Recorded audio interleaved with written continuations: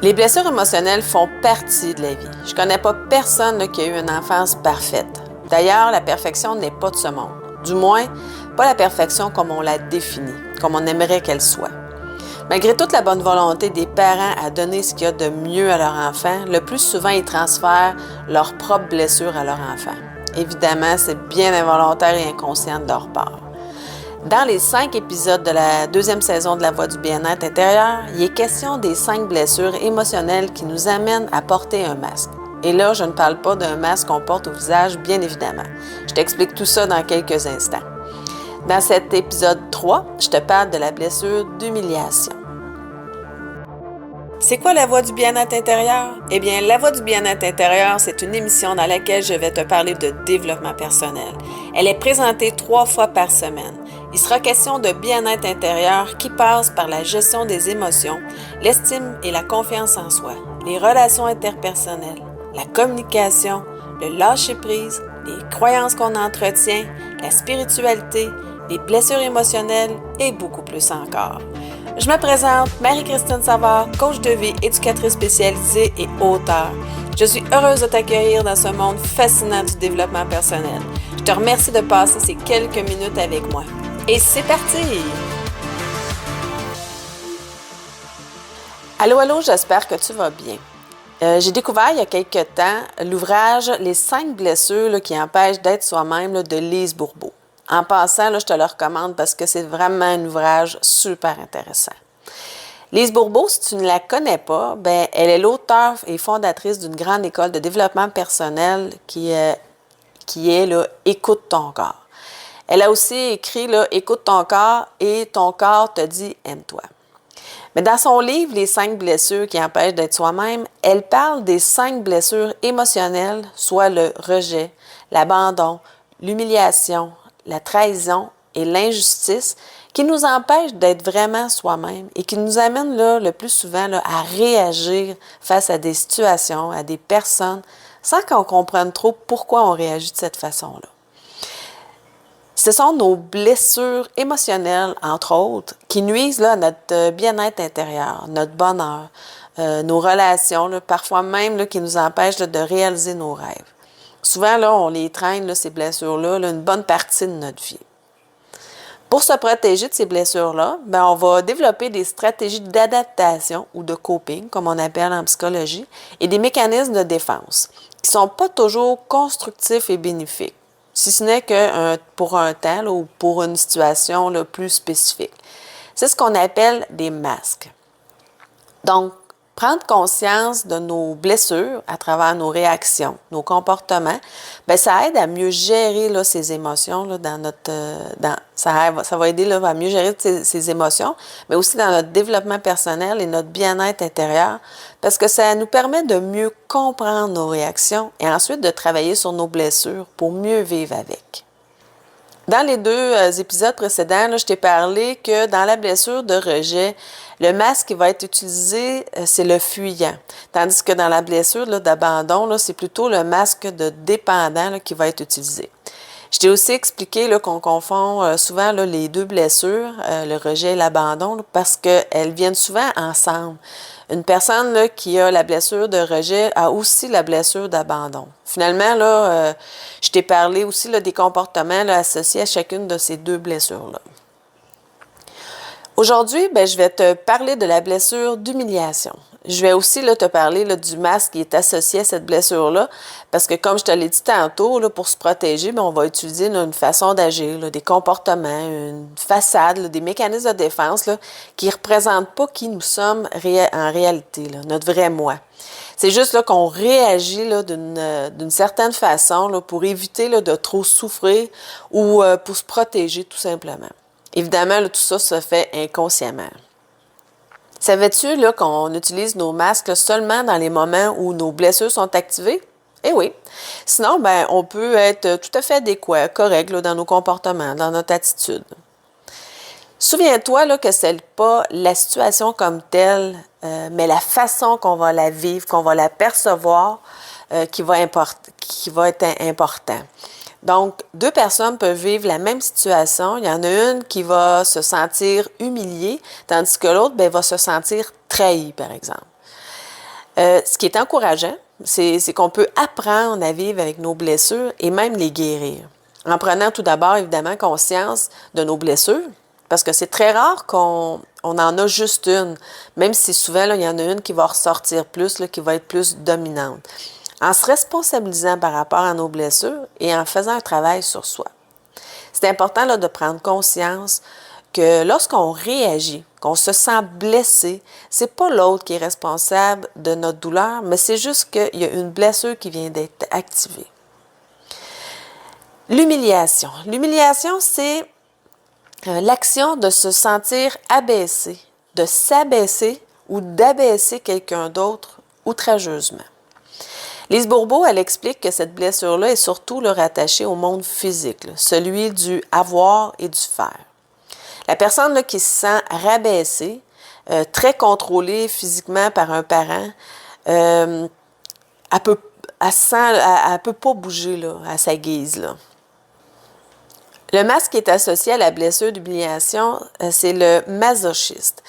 Maintenant, voici quelques comportements là, qui sont associés là, au masque du masochiste. Le masochiste prend plaisir là, inconsciemment là, à souffrir. Il recherche même les occasions là, d'avoir mal. Il va s'organiser là, pour se faire mal ou se punir là, avant que quelqu'un d'autre le fasse. Le sentiment de honte, évidemment, est beaucoup associé là, à la blessure d'humiliation, ainsi que le dégoût. Là. Il se dégoûte souvent lui-même. Il n'aime pas aller vite. Mais en même temps, il a honte là, quand il n'arrive pas à être aussi rapide que les autres. Le masochiste se place souvent là, dans des situations où il doit s'occuper, prendre en charge là, quelqu'un. Il va avoir tendance là, à en prendre beaucoup sur ses épaules. Le temps qu'il s'occupe des autres, ben, il ne fera pas honte à personne.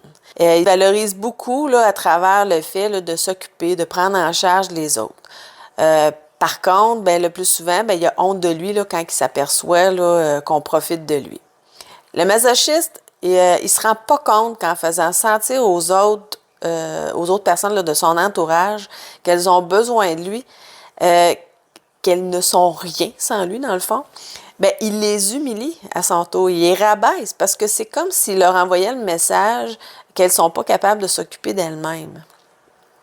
Il semble contrôlant, mais c'est juste la peur que les autres aient honte de lui là, qui l'amène à se conduire comme ça. Le masochiste, c'est un hypersensible. Il fait tout là, pour ne pas blesser les autres. Il se croit facilement le responsable du malheur des autres, comme de leur bonheur d'ailleurs. C'est celui qui écoute le moins là, ses besoins là, parce qu'il concentre toute là, son énergie là, à s'occuper des autres. En conséquence, ben, il fait souvent là, pour les autres ce qu'il ne ferait pas pour lui-même. C'est aussi une façon là, de cacher là, sa blessure d'humiliation. Le sens du devoir, là, c'est très important pour lui. Le masochiste, là, il est souvent reconnu là, pour avoir un bon sens de l'humour. À faire rire les autres, là, surtout là, en se moquant de lui-même. C'est des clowns, hein, ce sont des clowns. Il va avoir là, tendance à porter le blâme pour les autres et à se blâmer aussi là, pour tout et pour rien. Il va avoir de la difficulté à gérer sa liberté et c'est pour ça là, qu'entre autres, là, il va s'organiser là, pour avoir des obligations. Lorsqu'il est libre, là, ben, il est porté à faire des excès pour ensuite avoir honte de ce qu'il a fait. Ce qui va alimenter là, sa croyance là, qu'il doit absolument là, s'occuper des autres. Là, et c'est une façon aussi de gérer sa culpabilité. Il se retrouve souvent là, médiateur, intermédiaire entre deux personnes. Il sert aussi là, de tampon, là, de protection. L'apparence est très importante pour un masochiste, même s'il y a de la difficulté là, à s'habiller avec des vêtements là, qui vont l'avantager. Souviens-toi là, que le plus grand défi là, dans la guérison de ces blessures, là, c'est de se pardonner à soi-même. Donc, une étape là, essentielle, là, c'est de prendre conscience de ses propres comportements, de ses propres réactions et de se responsabiliser par rapport à eux. Et là, ça ne veut pas dire qu'on doit se taper sur la tête et se blâmer là, et de se blâmer là, pour ces comportements-là là, parce que ça ne donne rien. Ça fait juste empirer son état intérieur, là, son mal-être. Se responsabiliser, là, c'est pas se blâmer, c'est seulement là, être conscient là, qu'on a ces blessures-là à l'intérieur de soi. sans se blâmer, ni blâmer qui que ce soit d'ailleurs, et qui est temps là, d'en prendre soin de ces blessures-là, et nous seuls pouvons le faire. Évidemment, on peut aller chercher de l'aide là, pour nous guider, nous accompagner là, dans ce processus-là, mais il n'y a personne qui peut le faire à notre place. Nos masques, là, ils servent à se protéger, à nous protéger de nos blessures, donc on peut leur en être reconnaissant. Par contre, il arrive un moment où il est nécessaire là, de s'arrêter et de prendre soin de ces blessures-là pour devenir un être plus authentique, devenir soi-même, au lieu là, d'être le plus souvent là, en réaction par rapport à ce qui se passe, aux situations, à certains comportements de d'autres personnes. Bref, pour mieux gérer ses émotions, faire croître son bien-être intérieur, son bonheur, améliorer sa relation avec soi-même, avec les autres, faire de meilleurs choix. En résumé, lorsqu'une personne souffre de la blessure d'humiliation plutôt, elle va utiliser le masque du masochiste pour se protéger. Le masochiste, c'est celui qui s'occupe le moins de ses besoins parce qu'il va s'occuper beaucoup là, des autres et il va avoir tendance à les prendre en charge. Il va se valoriser beaucoup à travers ça. Il y a beaucoup de difficultés à gérer sa liberté. Aussi, là, c'est un clown. Il va avoir tendance à se moquer de lui-même là, pour faire rire les autres. Évidemment, il va avoir tendance à prendre en charge le malheur comme le bonheur là, des autres. Il est important de prendre conscience de nos blessures à travers nos réactions, entre autres, pour pouvoir mieux gérer là, nos émotions en lien là, avec nos blessures. Et c'est en se responsabilisant là, par rapport à celles-ci, par rapport à nos blessures, ou par rapport plutôt à nos comportements, qu'on peut y arriver.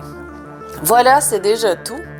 Dans l'épisode 4 de la 2e saison de La Voix du bien-être intérieur, je vais te parler de la blessure de trahison, ainsi que le masque associé à cette blessure et les comportements, évidemment, qui s'y rattachent. C'est un rendez-vous. Maintenant, si tu veux apprendre à mieux gérer tes émotions, te défaire de tes croyances limitantes pour développer ton bien-être intérieur, ta confiance en toi, faire de meilleurs choix, je t'invite à visiter mon site au www.relationaide.net pour découvrir les services de coaching que j'offre ainsi que mon atelier en ligne « J'apprends à m'aimer ». Sur ce, je te souhaite une excellente journée et je te dis « Aime-toi ».